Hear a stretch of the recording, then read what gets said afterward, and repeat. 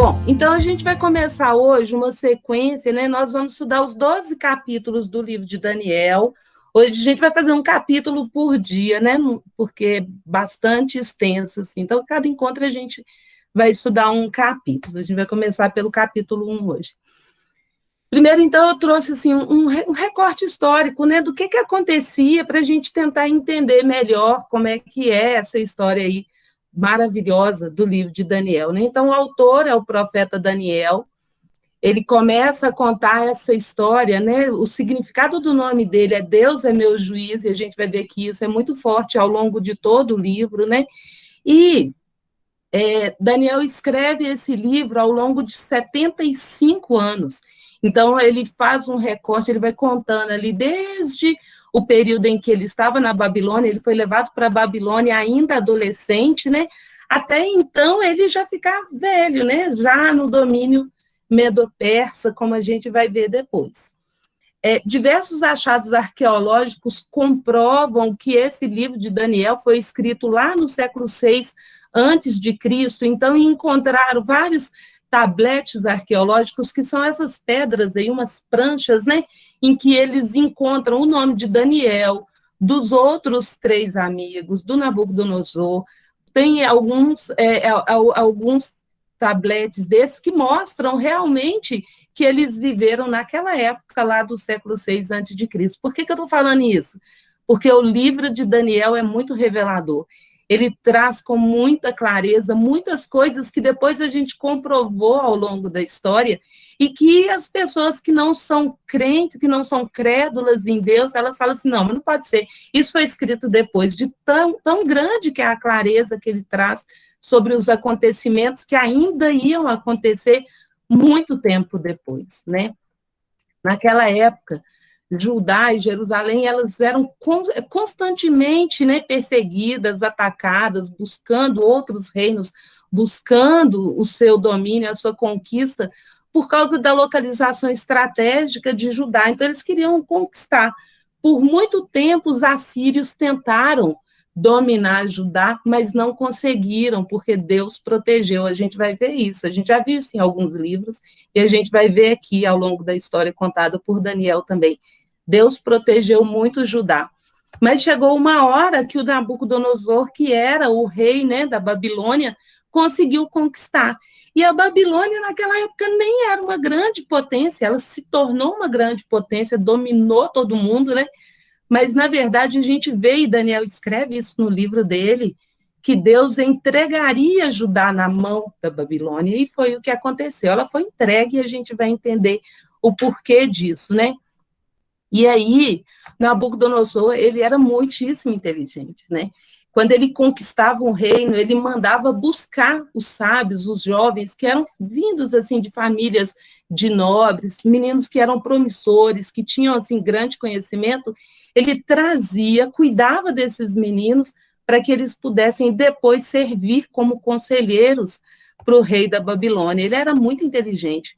E o Astenaz era o chefe da guarda, né, daquela época, ele era responsável, então, por pegar esses meninos dos reinos conquistados, esses adolescentes, trazer para a Babilônia e cuidar deles, e ensiná-los sobre a literatura, os costumes, as crenças da Babilônia, para que fossem dominados mesmo, e que esses meninos passassem a servir fielmente Nabucodonosor. Então, essa era uma forma de dominação, né?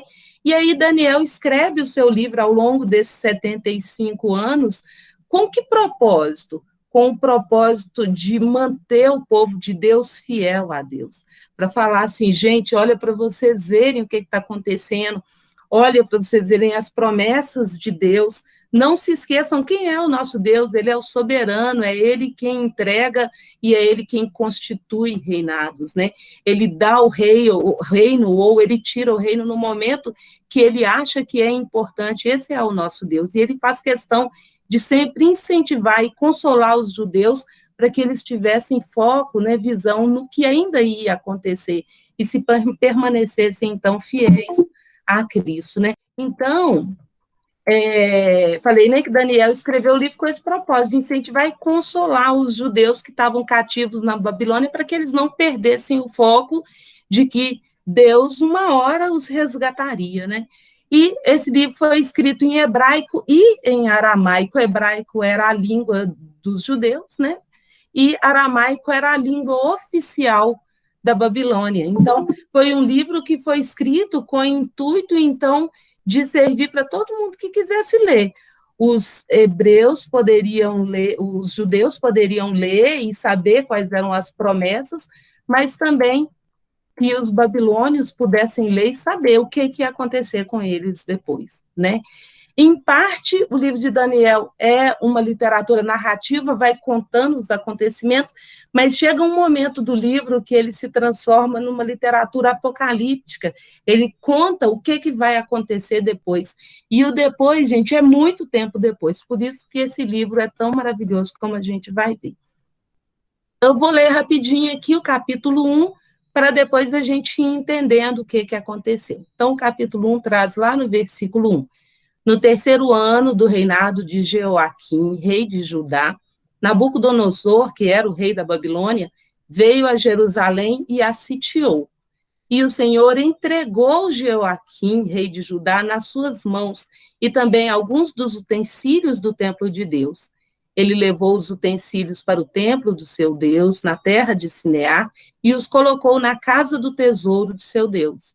Então, o rei ordenou que Aspenaz, o chefe dos oficiais da sua corte, trouxesse alguns dos israelitas da família real e da nobreza, jovens sem defeito físico, de boa aparência, cultos, inteligentes, que dominassem os vários campos do conhecimento e fossem capacitados para servir no palácio do rei.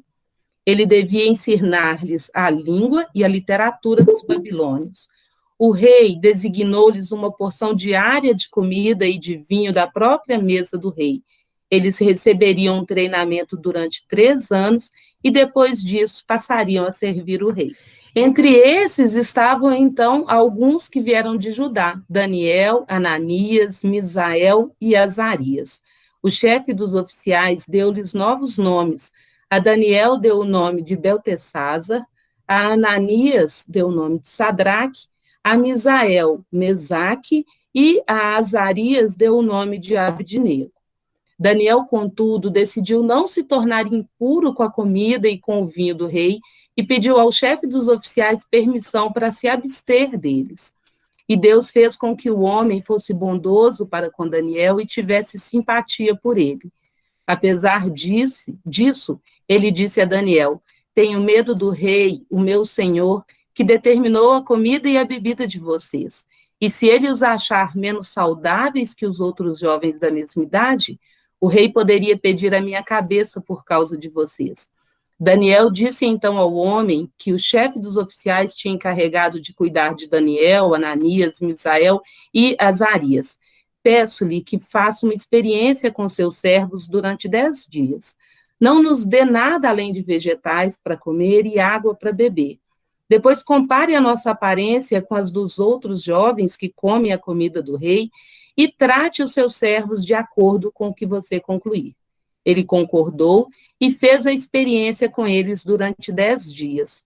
Passados os 10 dias, eles pareciam mais saudáveis e mais fortes do que todos os jovens que comiam a comida da mesa do rei. Assim, o encarregado tirou a comida especial e o vinho que haviam sido designados e, em lugar disso, lhes dava vegetais. A esses 4 jovens, Deus deu sabedoria e inteligência para conhecerem todos os aspectos da cultura e da ciência. E Daniel, além disso, sabia interpretar todo tipo de visões e sonhos. Ao final do tempo, estabelecido pelo rei para que os jovens fossem trazidos à sua presença, o chefe dos oficiais os apresentou a Nabucodonosor. O rei conversou com eles e não encontrou ninguém comparável a Daniel, Ananias, Misael e Azarias, de modo que eles passaram a servir o rei. O rei lhes fez perguntas sobre todos os assuntos nos quais se exigia sabedoria e conhecimento e descobriu que eram 10 vezes mais sábios do que todos os magos e encantadores do seu reino. E Daniel permaneceu ali até o 1º ano do rei Sírio. Então, agora eu vou pegar, a gente não vai reler tudo, né? Mas eu vou pegar os versículos para a gente entender o que está acontecendo em cada um, para a gente entender melhor o capítulo, né? Então, no começo fala, né, que no terceiro ano do reinado de Jeoaquim, que era o rei de Judá, o Nabucodonosor, rei da Babilônia, veio a Jerusalém e a sitiou. Então, Jeoaquim era o rei de Judá, e foi no terceiro ano do seu reinado que Judá foi tomado pelos babilônios, né? E o povo judeu foi levado cativo, foi levado para servir como escravos na Babilônia.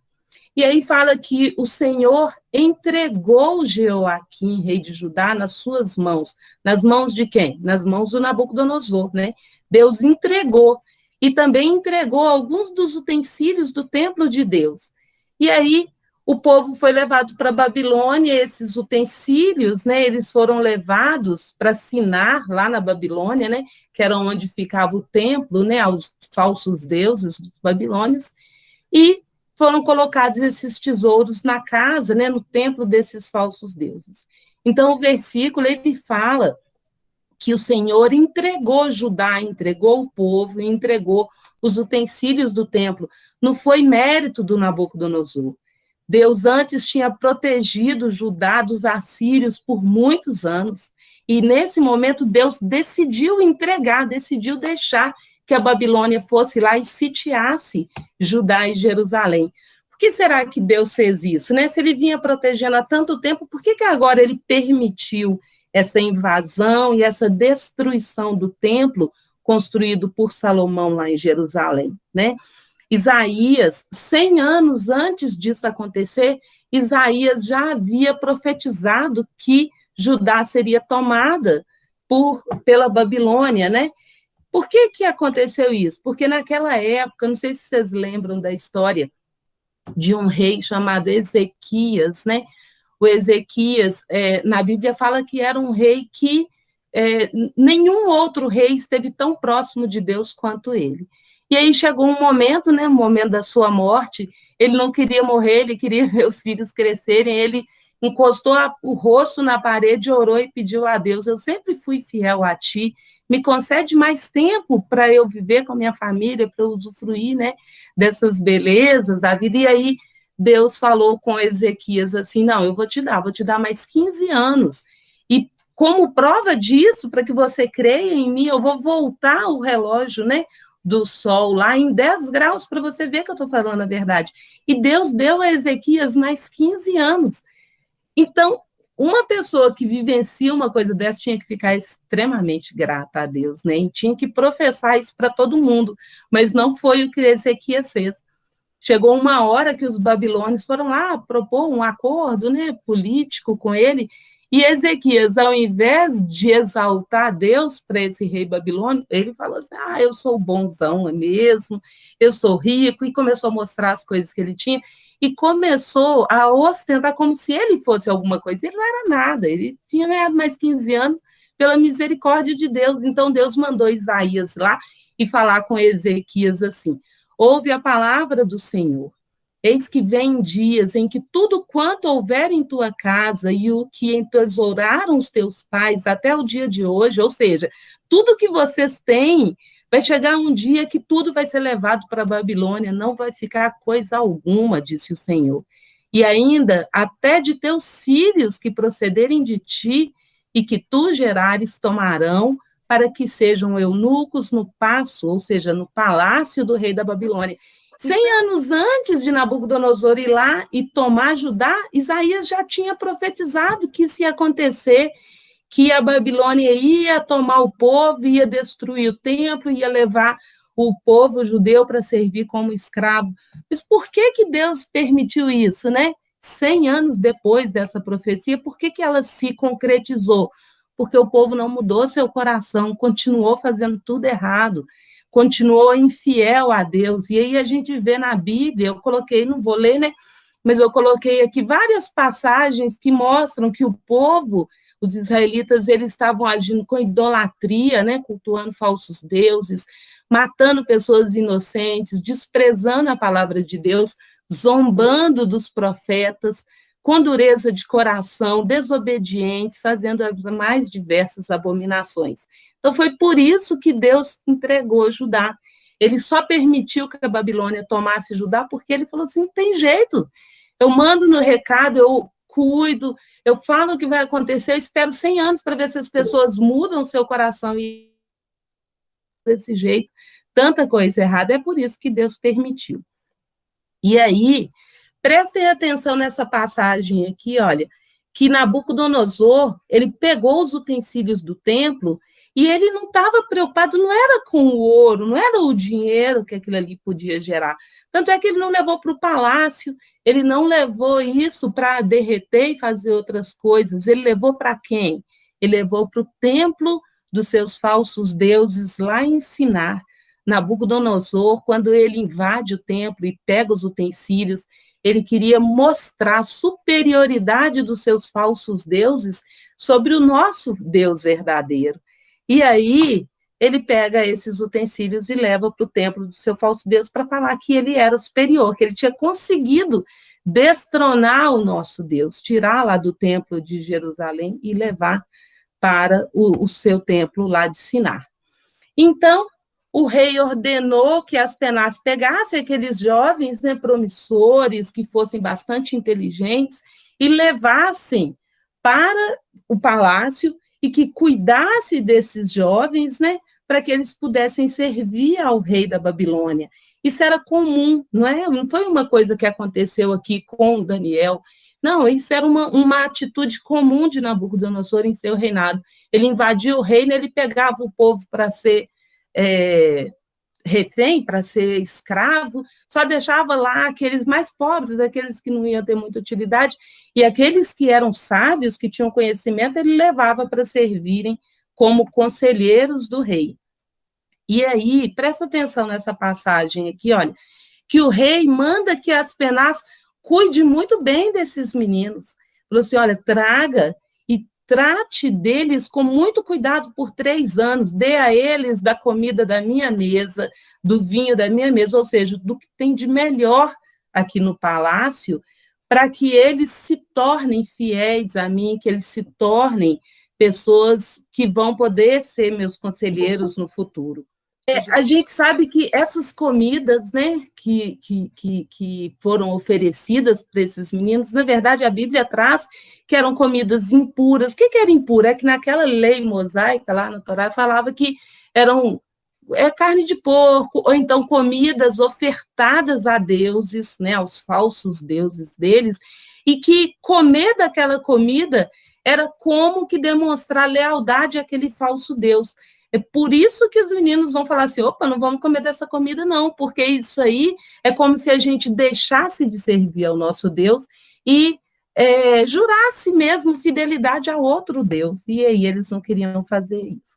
Então, aqui a gente vê a importância de nós, mulheres, orientarmos os nossos filhos, né? Para que eles, quando eles passarem por dificuldades, eles se mantenham fiéis aos seus princípios. Quando a gente, desde que o menino nasce, a gente ensina para ele que ele tem que ser ético, que ele tem que ser honesto, que ele tem que ser correto, que ele tem que servir a Deus, se ele cresce com esses princípios, mesmo que ele passe dificuldade, depois ele vai optar por passar dificuldade do que por ceder e abrir mão dos seus princípios, abrir mão do seu Deus, abrir mão da sua honestidade, da sua retidão, para ter a sua situação amenizada. A gente tem visto aí no mundo, né, tantas pessoas cedendo por tão pouco, a menor dificuldade, eles caçam o caminho mais curto. E aí a gente vai ver aqui que Daniel e seus amigos, eles estavam preparados, provavelmente porque eles foram formados pelas suas famílias para, em meio à dificuldade, eles continuarem fiéis a Deus. E aí, né, os próximos versículos falam, né, que entre esses meninos que foram trazidos estavam Daniel, Ananias, Misael e Azarias, que receberam nomes babilônicos, né, Beltesazar, Sadraque, Mesaque e Abidnego. Aí o próximo versículo 8 fala que Daniel, contudo, decidiu não se tornar impuro com a comida e com o vinho do rei. Ele resolveu que ele não ia aceitar comer aquela comida sacrificada, oferecida a falsos deuses, né? E aí ele pede ao chefe dos oficiais permissão para não comer daquilo. E aí, gente, quando a gente lê o livro de Daniel inteiro, a gente percebe que aqui provavelmente Daniel deve ter orado muito, falado assim: olha, Deus, eu não quero fazer isso, eu quero fazer o que é certo, o que é reto, eu quero continuar te servindo. Então, me ajuda para que eu consiga me manter firme. Por que eu estou falando isso? Porque olha o que traz o versículo 9. E Deus fez com que o homem fosse bondoso para com Daniel e tivesse simpatia por ele. Então, um oficial que servia fielmente Nabucodonosor, ele foi movido por Deus para atender ao pedido de Daniel. O rei mandou que ele desse para Daniel daquela comida. E Deus fez com que o coração desse homem fosse modificado e ele atendesse ao pedido de Daniel. E aí eu traz lá na carta de Tiago, né, capítulo 4, versículos 2 a 4, que traz que nada tendes porque não pedis. Pedis e não recebeis, porque pedis mal, para gastardes em vossos deleites. Infiéis, não sabeis que a amizade do mundo é inimizade contra Deus? Portanto, qualquer que quiser ser amigo do mundo, constitui-se inimigo de Deus. Então, o que está falando aqui? Que a gente precisa, quando a gente passa pelas necessidades, a gente precisa dobrar os joelhos, orar e pedir a Deus para ajudar a gente, para colocar, para resolver aquela situação. A gente, cabe só pedir, orar, acreditar, porque o resto Deus faz. Mas a gente tem que pedir da forma certa, não para os nossos deleites, né? A gente não tem que pedir as coisas só porque eu quero. Não, a gente tem que pedir da forma certa, para que aquilo sirva de alguma forma para beneficiar o outro, para que a palavra de Deus seja ouvida por outras pessoas. A gente precisa aprender a fazer as coisas da forma como agrada a Deus. E como que a gente vai saber como fazer isso? Contando com o Espírito Santo, ele nos guia, ele nos orienta, ele nos mostra como fazer, como a gente vai ver daqui a pouquinho. E aí eu não vou ler tudo de novo, né, mas dos versículos 10 ao 16, num primeiro momento, aquele chefe dos oficiais falou assim: menino, mas eu tenho muito medo, porque se o rei descobrir que eu estou descumprindo a ordem dele, ele pode pedir minha cabeça. Mas aí Deus moveu o coração daquele homem, né, sensibilizou aquele homem para o pedido de Daniel, e Daniel falou com ele: faça uma experiência com a gente, dê para a gente só água e vegetais por 10 dias. No final desses 10 dias, você compara a gente com os outros jovens. E se você vê que a gente pode ter problema, que a gente está enfraquecido, que o rei pode descobrir, aí você faz da forma como você quiser e a gente vai aceitar. Olha, para vocês verem a confiança que Daniel tinha em Deus. Ele pediu a Deus e aí Deus já fez o resto. E ele creu e ele confiou que ia dar tudo certo.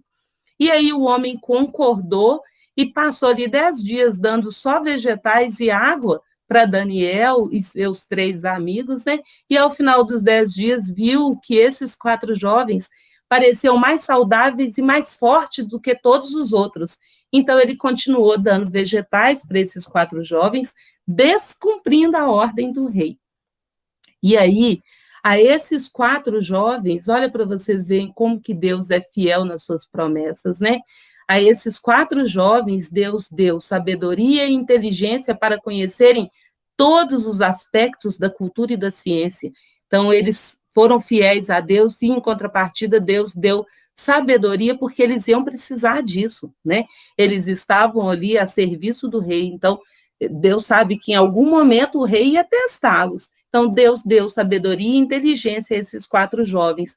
Mas olha que maravilhoso, a Daniel, além de dar sabedoria e inteligência, Deus deu o dom de interpretar todo tipo de visões e sonhos. E a gente vai ver nos próximos capítulos que isso, inclusive, salvou Daniel, seus amigos e todos os outros falsos sábios que existiam no reino, né? A gente vai ver o quanto que isso foi maravilhoso para todo o povo. E aí a promessa de Cristo, né? Estarei sempre com vocês até o fim dos tempos, está lá em Mateus 28, 20. Então, cabe a gente confiar em Deus, porque ele falou que se a gente for fiel, que ele vai estar com a gente até o final dos tempos. E aí, ao final daquele período de 3 anos, em que Nabucodonosor mandou cuidar dos meninos, Nabucodonosor mandou trazer os 3 meninos que ele queria ver, os 3, não, desculpa, os 4 e mais os outros jovens, né, que tinham sido levados, né, cativos, para serem cuidados por 3 anos, né? Aí Nabucodonosor mandou trazer que ele queria testar todo mundo. E aí, conversando com Daniel e com seus 4 amigos, o rei fez todo tipo de pergunta para testar a sabedoria, testar o conhecimento de todos eles, e viu que não existia ninguém comparável a Daniel, Ananias, Misael e Azarias. E, na verdade, ele viu que esses 4 jovens, eles eram 10 vezes mais sábios do que todos os outros. E aí Daniel permaneceu ali até o 1º ano do rei Ciro, ou seja, Daniel e os seus amigos continuaram ali, não só durante o reinado babilônico, mas também durante o início, ali que é o 1º ano do reinado medo-persa, como a gente vai ver nos próximos capítulos. Então, eu trouxe aqui o que traz a carta de João, capítulo 15, versículos 16 a 17, que fala que vocês não me escolheram, mas eu, isso é Cristo falando, vocês não me escolheram, mas eu os escolhi para irem e darem fruto, fruto que permaneça, a fim de que o Pai conceda a vocês o que pedires em meu nome. Então, Daniel, frente à dificuldade, ele foi lá e pediu para Deus, né? Pediu para que eles pudessem continuar fiéis. Então, ele pediu e pediu da forma certa, e Deus concedeu. Quem escolhe a gente é Cristo, né? Ele escolhe e ele nos capacita, né, para que a gente possa dar frutos, para fazer aquilo que deve ser feito, né? E aí, João, capítulo 14, versículo 26, traz que, mas aquele Consolador, o Espírito Santo, que o Pai enviará em meu nome, esse vos ensinará todas as coisas e vos fará lembrar de tudo quanto vos tenho dito. Então, gente, é a gente confiar, crer, converter, porque feito isso, Cristo vai nos orientar, o Espírito Santo vai nos orientar para a gente saber o que deve ser feito, como deve ser feito e em que momento deve ser feito. A gente não tem medo, eu não vou ler, né? A gente não pode ter medo. Aqui na carta de Coríntios, 1 Coríntios, né, capítulo 12, versículo 20 a 31, fala que somos todos membros de um só corpo, mas cada membro com um dom específico, né? Cada um preparado para uma determinada coisa. Não existe bom e ruim, não existe forte e fraco, não existe um que tenha mais capacidade que o outro. Existe aquele que se dispõe a fazer aquilo que Deus quer. E é isso que a gente precisa fazer, né? Cada um, então, uma pessoa vai ter o dom de orar, uma pessoa vai ter o dom de na hora que vê o outro passando dificuldade, vai ter aquele dom de ir lá e trazer uma palavra de consolo, o outro vai ter um dom de ir lá e fazer obras para poder ajudar a tirar o outro da dificuldade. Cada pessoa, o outro vai ter um dom de cantar louvores, cada pessoa tem um dom diferente, mas a gente tem que estar disposto a colocar esses dons a serviço de Cristo, né, para que a obra dele seja feita aqui. Cada um vai ter um dom específico, né? Basta que a gente esteja disposto a permitir que o Espírito Santo de Deus nos guie, nos ensine o que precisa ser feito, quando precisa ser feito, e que a gente se mantenha com o coração puro e voltado para servir a Deus. Então, é isso que o capítulo 1 trouxe, né? O próximo encontro de mulheres vai ser 29 de maio, e aí esse capítulo é maravilhoso, né? Nele, o Nabucodonosor tem um sonho com uma grande estátua terrível, horrível, assim, com 4 partes diferentes, a cabeça dela era de ouro, os braços e o tronco, assim, eram de prata, o ventre e os quadris eram de bronze, as pernas de ferro, e os pés era ferro misturado com barro. Nabucodonosor ficou assustado com aquele sonho, o que ele significava, né? E com as consequências do que acontecia com a estátua em seu sonho. E aí vem Daniel e interpreta o sonho de Nabucodonosor. E importante falar que, nesse momento, o Nabucodonosor não contou o seu sonho, ele chamou todos os sábios e falou assim, olha, eu quero que vocês interpretem meu sonho. e que se não conseguirem interpretar, vão mandar matar todo mundo. Aí os sábios vieram, conta para a gente o que você sonhou, que a gente vai interpretar. Ele falou, não, não, não. Se eu contar o que eu sonhei, vocês conseguem me enganar. Eu quero que vocês me contem o que eu sonhei e o que significa esse sonho. E Daniel ora a Deus e consegue interpretar esse sonho. É maravilhoso. A gente vai ver. Então, eu só quis dar um spoiler para vocês quererem assistir a próxima aula, né? Então, só para fechar esse capítulo 1, o que a gente aprendeu com ele, né? A importância da gente preparar os nossos filhos para que eles permaneçam fiéis, mesmo nas dificuldades, que eles não cedam às dificuldades, né? Que a gente não deve se render nos momentos difíceis. Deus é conosco, Ele falou isso, que Ele vai ser conosco sempre, que Ele jamais vai nos desamparar, mas a gente precisa estar com Ele, né? Às vezes Deus permite que a gente passe por algumas dificuldades, e às vezes essas dificuldades são para permitir o nosso crescimento. Então, mesmo nas dificuldades, a gente precisa dar graças a Deus por cada uma delas, não só pelas bênçãos, mas também pelas dificuldades. A gente não deve escolher o caminho mais fácil, mas sim o caminho de Deus sempre, né? E que a gente não deve ter medo de fazer as coisas. Quem capacita a gente para cada coisa é Deus, né? Se a gente pede e se as nossas intenções não forem más ou egoístas, Ele vai atender.